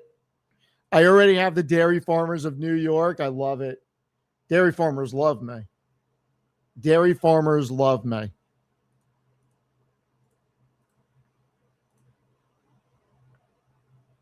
All right, so SoFi. Yes, I like SoFi a lot. I encourage, okay? I encourage anybody who has not seen it that is interested in SoFi, okay? I encourage you to go to Basis Points. And I encourage you to watch the interview with Noto. I mean, I guess I'm allowed to play it. What are we going to do? Ding my chat? Oh, boy. Is that newsflash? Newsflash. I guess the reason JD Vance wasn't there yesterday is because he's in Texas. JD Vance just did Joe Rogan's podcast. I guess I'm going to watch that later. I guess I'm going to watch that later when I go for another walk.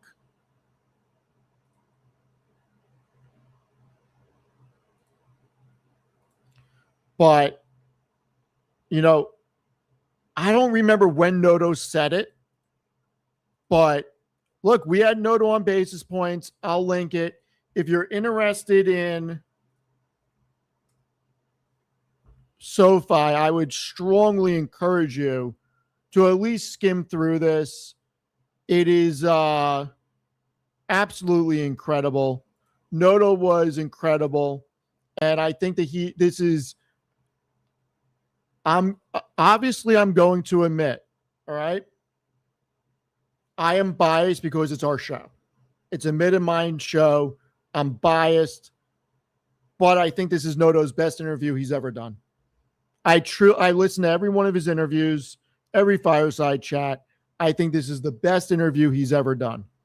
And if you take what he said at face value, I think that this price at SoFi does not make sense. And, you know, I think so I wanted to get the point where he cursed. I don't remember when that was, but there were some rapid fire questions in there. And I think we ended it out with him saying that he was looking into how to buy Leaps. So he's bullish. I'm bullish. It's a great company. And I don't know what it's going to do. It could go down for all I know. It could go down. It could go down. But you know what? Long term, I think there's a lot of earnings power. I think there's a lot of earnings expansion. And that's what I'm buying for. Oh, Diana, thank you so much. If you haven't watched the Basis Points with Anthony Noto, you really should. I learned so much about both the company and Anthony, but more importantly, he is very impressive. Great interview.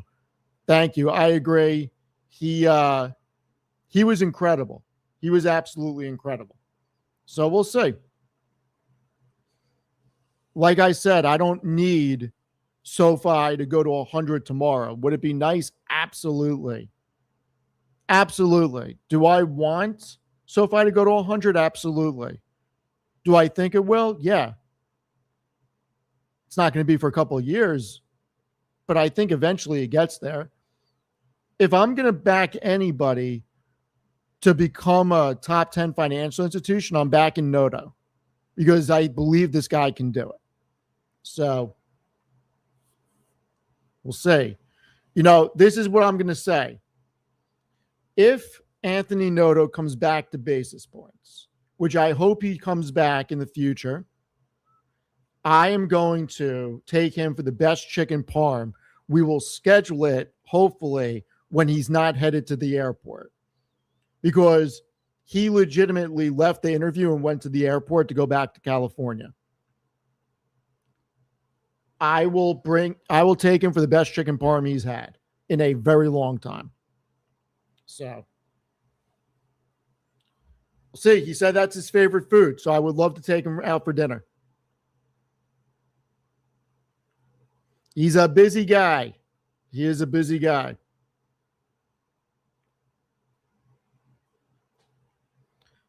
So, look, this is what I'll tell you. Believe it or not, there's a lot of people that can make a mean chicken parm. Okay, there's a lot of people that can make a big mean chicken parm. My favorite right now is Emilio's in the city. Emilio's is incredible for chicken parm.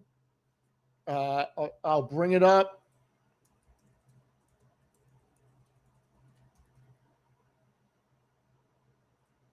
I mean, this is such a good freaking restaurant.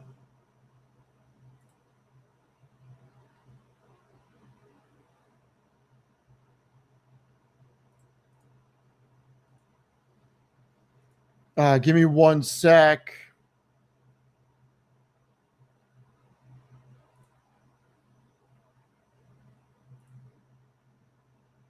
Yep, this is the correct website. Thank God.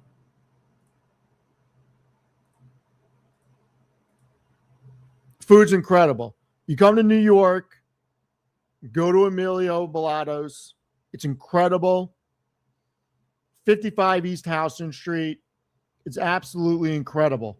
Okay? I promise you, you will not have a bad meal here. It's one of my favorite places for Italian food. It's incredible. Absolutely incredible. So, can't say enough good things about them.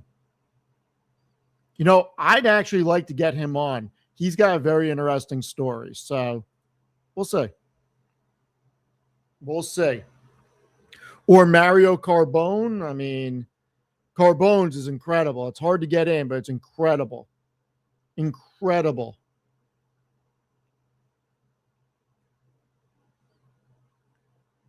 England versus Argentina later. Yeah, England, man. A lot of people think England's going to be playing in the finals. We'll see. We'll see.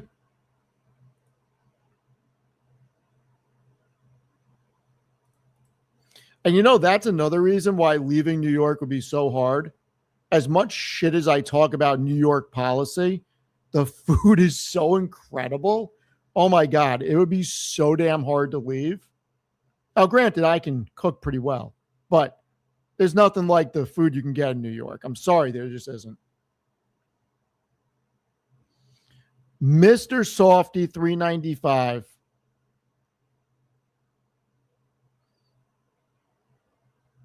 $395 for Mr. Softy. The Amazon, $255. Take two, $243. Oracle's starting to come back a little bit. We'll take it. $133. Hoodie O Hood, $115. Nebius, $196. It's coming off of a low. Beneficial is here. What's going on? Oobs, I'm out of it. Netflix turning a little bit. QXO 15. I like it. Keep going. Palantir 133, ServiceNow 104.96, oil flirting with 80, no good, flirting with 80. All right, let's see who the big losers are. SanDisk and Micron. Micron turning on a dime. I mean, Micron falls to like 700, 650 again. It gets incredibly interesting. I mean, it's interesting here, but this could just be a pressured sell-off. A lot of leverage out there too. Here's the other thing. Don't forget, there's a lot of ETFs that are leveraged into Micron and SanDisk. Any downturn is magnified because of it. So that's a big problem in a lot of areas. There's a lot of leverage in these companies. And unfortunately, when there's a lot of leverage in these companies and they start to sell off, stop losses get hit, algos pick it up, and it gets overdone. And I'd be willing to bet that's what's happening from Micron. Have I ever asked Tanner why there's not Canadian restaurants?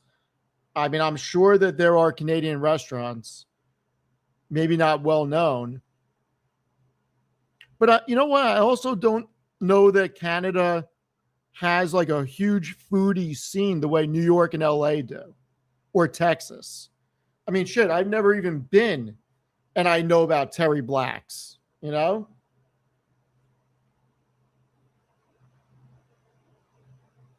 All right, we got to look at the stock draft. We got to look at the combine and see what's going on. Because I don't even know where I am. Maddie Moolah, 168. Let's get it.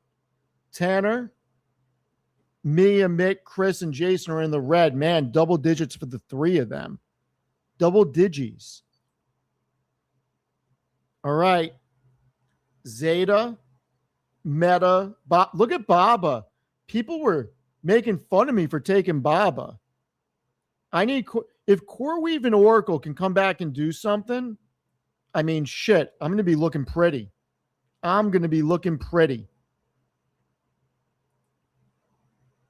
You know what, Diana? That's a good idea. Let me figure out how to do it. I don't hate that. I'm with it.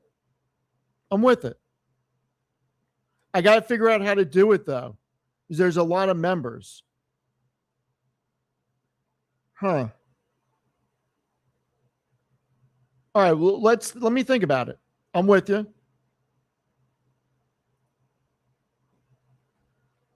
Great. One of the most famous lines from a movie.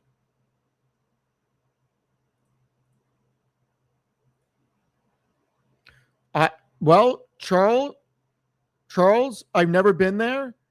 I'm coming. We can go out and get some food in Toronto. How about that? I've never heard anybody talk about food in Toronto. I am more than happy to be proven incorrect.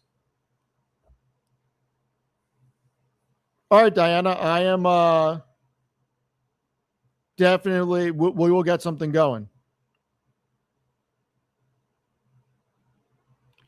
So for anybody that feels this way, I'm not saying tomorrow. I'm talking about like next year to see what's changed, how he's feeling, what they're working on. Look, here's the big thing. When Noto was on, we let him go. We didn't interrupt him. We gave him the floor and just let him get the message out. And I think it's important. I actually spoke with Hager and I said to him, I said, listen, you know what I would love?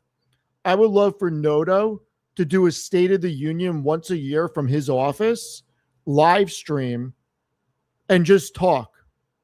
I think SoFi investors would love that. So, you know, we'll see.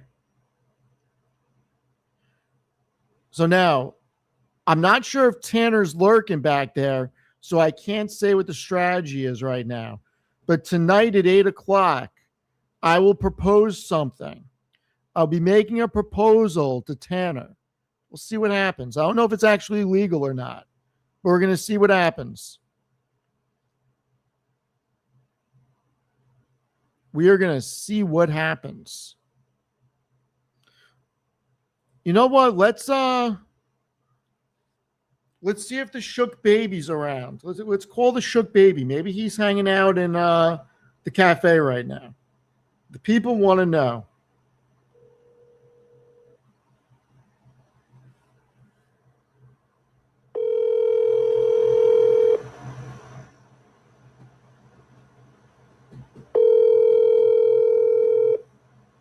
Maybe he's in a meeting.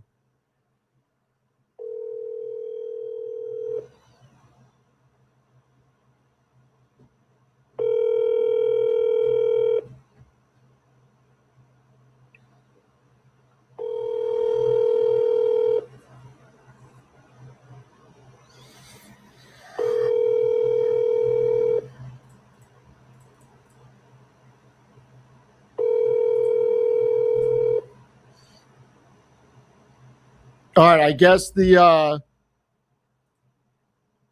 president of the Shook Baby Incorporated is in a meeting or something. We'll see. Now, we've gotten so sidetracked today, everybody. I apologize. This is something I meant to speak about in the first 20 minutes. And you know what? We've already gone for an hour 51, and I didn't even get to it. I have not heard what Fink said. I want to hear what Fink says. So I'm going to commentate over this. It's actually a little long. Role of financing infrastructure around technology, whether it's financing data centers or financing the purchase of chips. As I said earlier, I think we're going to have markets in investing in compute. We're going to have a futures market in compute. This is going to be the next revolution in finance, and it happens because of the strength of the United States capital markets, having the ability to finance these new technologies, so the United States and other places in the world can be leaders in the new technologies. You know, you mentioned 50 years, so I am curious. I mean, have you ever seen anything quite like this, Larry? We've got what were the most profitable companies the world has ever seen, yes, making a choice to incinerate, wrong word, to decide not to have any free cash flow anymore, to not return capital to shareholders because they have to be part of this headlong race to make sure they are not left behind in the AI future. When I listen to myself say that, there's some worrisome aspects to that, are there not? I mean, I've spoken to some of the leaders this week and last week in that sector. Their biggest worry right now, supply is not keeping up with demand. And you see that showing up in the value of the memory stocks. Okay, we have more demand for memory than we have supply. Obviously, they've been able to do big price increases. I don't know how sustainable that is. Maybe in 3-4 years, we'll have enough supply. But, and so what we see as a big investor in data centers, the demand for compute is not slowing down, it's growing faster. The problem we have as a country, we're not investing fast enough. Okay. The fact that Larry Fink just said the problem that we have is we are not investing fast enough. Can you believe that? Oh my God. Larry Fink, ladies and gentlemen, this is not somebody who can be taken lightly. Oh my God. Yeah, what's Michael Burry talking about if Fink is out here saying we're not investing fast enough? I have an opposite. So we're just not even, we need to do even more. I mean, $1 trillion CapEx spent from 6 companies, not enough. I believe it's, well, not just there. We're not investing in our grids fast enough. We do not have enough adequate supply of power. And that's what is creating some of the issues at certain state levels, that they're worried about electricity prices for the consumer, which is a legitimate issue. But other states that have more power and more capability of delivering power, and delivering power that is not going to raise the price to the consumer, are going to be the big winners for growth. Yeah. So in the last quarter, we contracted close to 1 gigawatt of power in Pennsylvania. Okay. We're financing another big data center in another state. And in my conversation with every hyperscaler, demand is exceeding supply. And yes, you're right. These large companies used to be balance sheet light, and now their business has changed, and that's the role of the capital markets. And I promise you, these are going to be great investments for individuals. Right. But you've got to know that the underlying business model ultimately that we get to is going to generate enough revenue and profit to be able to pay for all the data centers. They're not cheap. Yeah, they're $50-60 billion for a 1 gigawatt. What I worry about, Dave, is not the demand side. I worry about, can all of society benefit from AI? Because right now, compute is so expensive. My questions to everybody in the hyperscaler business is not whether they have enough demand, is how quickly can they bring down the cost of compute?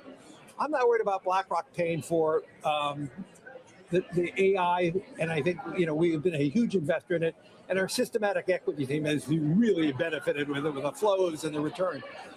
But I worry about the small and medium businesses. How are they going to be able to compete in this new AI technology world? So the biggest question I ask behind the scenes is, how quickly can we bring down the cost of compute? And okay, they tell me it's like a Moore's law, and how quickly they can develop faster and faster analytics to have faster compute.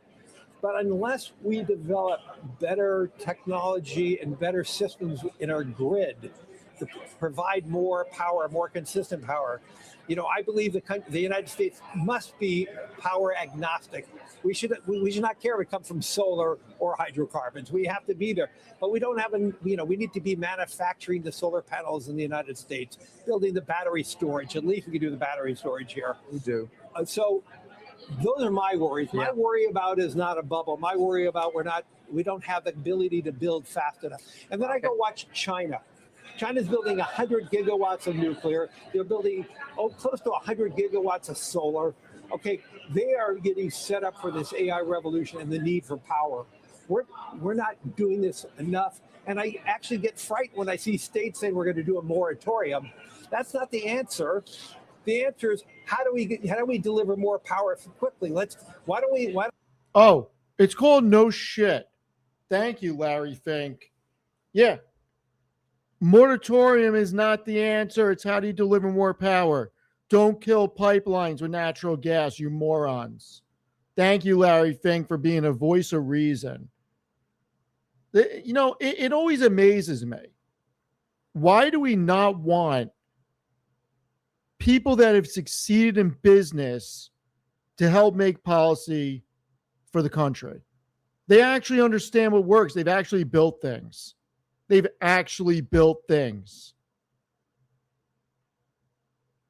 And yeah, Fink doesn't care where energy comes from. He just said we need more solar. We do need more solar. I'm behind Larry Fink, absolutely behind him right now. How do we all start focusing on how do we deliver more power so we don't raise electricity prices, but we can be the center of the AI revolution? Can I ask you about leverage? Every morning we come in here, we check the Kospi, which was up 9% swings. The South Korean president said the market there she thinks is quite unstable. A lot of it's leveraged ETFs and two big names. Which we don't really do. Right. But do you worry about that, though, as a global risk factor? No, I really don't worry about there's not that much leverage in the system compared to 2008, 2009. Now, maybe the Korean market has that embedded leverage in it. There's no question, as I said it in earlier times when I was here, I was always worried about the leverage in Bitcoin and crypto. There was too much leverage players in it. That's why we had the washout, and I think there's more stability at these levels here. But no, we don't see that much implicit leverage. For the scale of the capital markets today, the leverage is not as large. I mean, that doesn't mean there's not pockets. But no, I as I said in my prepared remarks this morning, I'm very bullish on the markets over the next 12 months. I think the technological revolution is going to power better margins for more companies. I mean, think about BlackRock. We've raised our margins increased by 260 basis points over the last 12 months. A lot of it is using more and more technology. Can you keep those margins going? You said you don't see 45 to 46% margins as a ceiling. You pointed back to 2021. Yeah. Your business, though, is very different than it was in 21. Yes. So I'm sort of curious, what's the mechanism that gets you back above 47%? Continuing driving more growth in our private markets area, which we see incredible momentum. Continue to drive opportunities in retirement, which I believe these are all going to be creating a better margin, and just making sure that we're utilizing technology as fast as we can to do more with less. I mean, our headcount, David, is unchanged, and our we're up $1 trillion in assets. Okay, that's what you're seeing. We're able to use technology to process more trades, to process more activities. So we're able to do that. We're able to leverage our human capital using technology, working alongside of that. We're using the amount of code we're writing alongside our coders with AI is accelerated dramatically. So we're able to do more and more and more. And as the ability of AI and compute, as I talked about earlier, becomes faster and cheaper, that will drive even higher margins for not just for BlackRock, for other firms. I think Larry Fink made a lot of good points. And you know what? This is a revolution that's not stopping. And let's get something straight. I'm all for solar. I think wind is stupid, but I'm all for solar. Here's why. Hold on.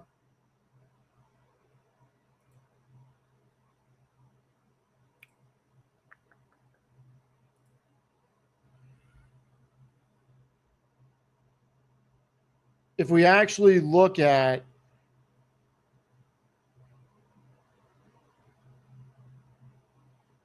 I'm pretty sure the EIA released their new solar projections. Let me find it. Hold on.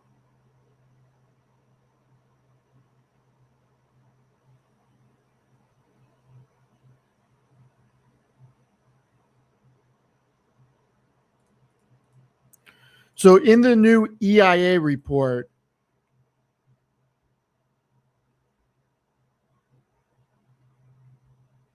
total consumption from data centers only goes up in kilowatt hours. We absolutely need more energy from all sources, okay? I am pro solar. I think that wind is very difficult, okay? I think it's very difficult. But solar is expected to grow. I'm all for solar. And I think we need more of it. I think we absolutely need more of it. So hopefully we do get more. Hopefully we get more. Natural gas and solar, I want more of it. Nuclear, we should have been working on nuclear for a long time. Okay? We should have been working on nuclear for a long time. I hope the SMRs turn out to be real. We'll see what happens. We will see what happens. All right. I got 2 more streams today, and I'm recording a video with Nate. So we're going to round it out. We're going to look at what's happening. We're going to close it out for the afternoon. I'm going to go get some lunch. I'm going to go get another coffee, go take a little walk, maybe write another article. Hopefully you enjoy the one on Blackstone I just put out. Meta 673, Apple crushing it. 327, ladies and gentlemen, all-time highs. Mr. Softy, almost 400. Alphabet, the googly moogly. 370. Let's get after it. Amazon 254. Oracle 132.78. Broadcom 392. Nebius 196. TKO Group starting to move again. Tesla, Jake Rizzo's favorite company, 397. QXO over 15. Uberlicious, 72.82. Costco, 9.21. Let's get into the biggest losers. And SanDisk, 15.82. Starting to come back a little bit. Micron's back over 900. We'll take it. AMD, 527. It's moving up a little bit. I like it. I like it. I like it. All right. Thank you, everybody, for being here. I appreciate it. I'll see everybody later on the Stock Market Unfiltered. And then Tanner and I at 8 o'clock tonight. Looking forward to seeing everybody. Please do me a favor. If you enjoyed the content, please hit the like button and please subscribe to the channel. A lot of you that watch actually aren't subscribed. It actually helps me out a great deal. Costs you nothing. Thank you so much. Go have a great lunch, and I'll see everybody in a few hours. Thank you very much.